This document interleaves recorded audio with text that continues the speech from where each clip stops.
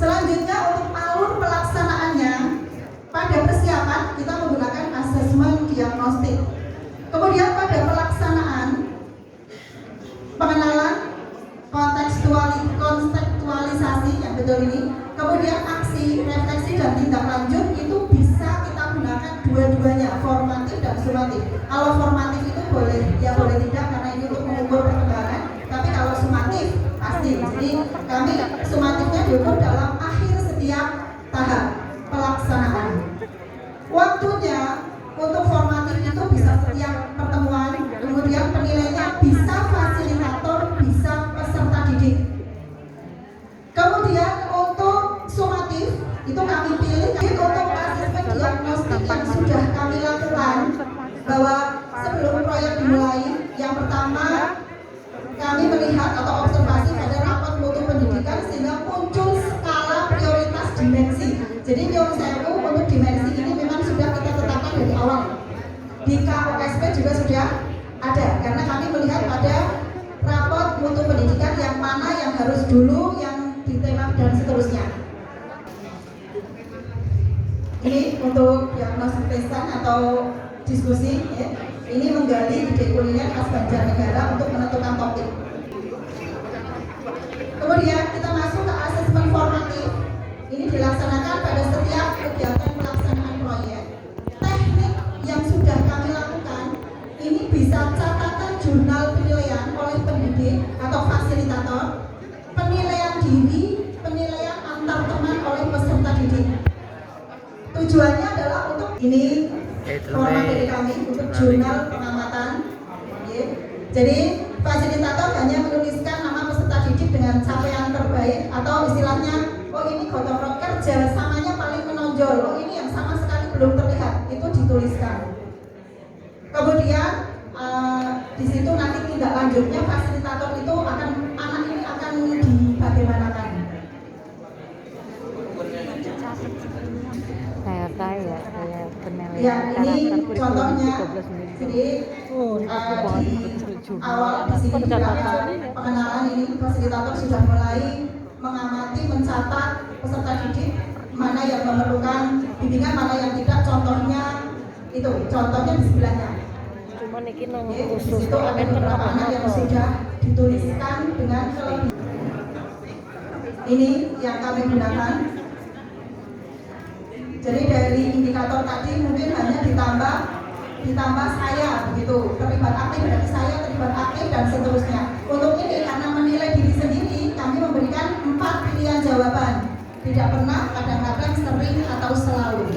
Dan anak-anak itu menjawabnya dengan jujur.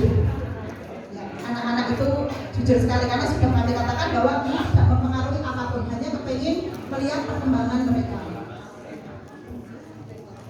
Berikutnya ini penilaian antar teman dalam kelompok. Ini kami gunakan di tahap, kalau ini di tahap aksi, kalau tadi di tahap kontekstualisasi yang penilaian diri.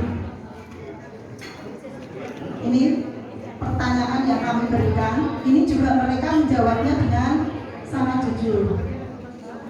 Ini untuk yang kreatif, kemudian ini jawaban mereka. Ini mereka melakukan penilaian antar teman dalam kelompok. Ini yang memang wajib kita lakukan.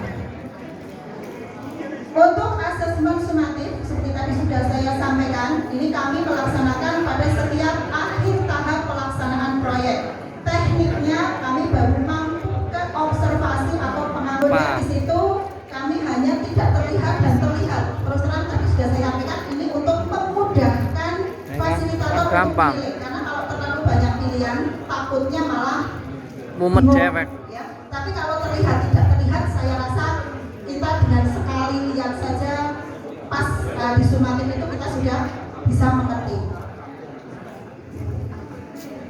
Kemudian untuk pengolahan nilai, jadi jumlah skor yang diterima, jumlah skor yang ada untuk anak tersebut dibagi jumlah tahap, sehingga muncul beberapa kriteria nilai capaian.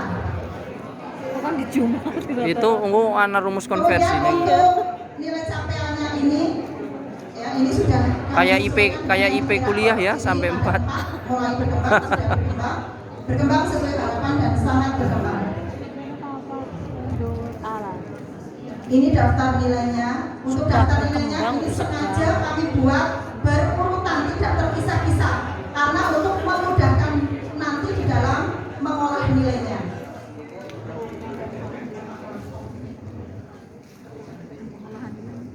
Nah, kemudian ini prakteknya.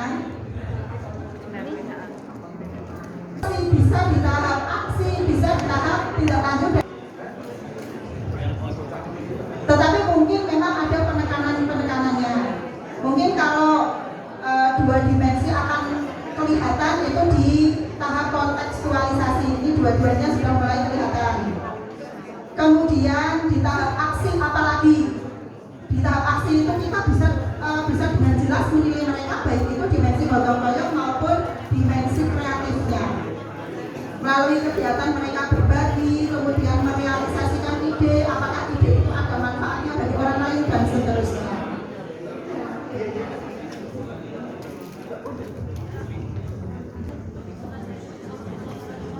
Ya, ini adalah contoh daftar nilai manual.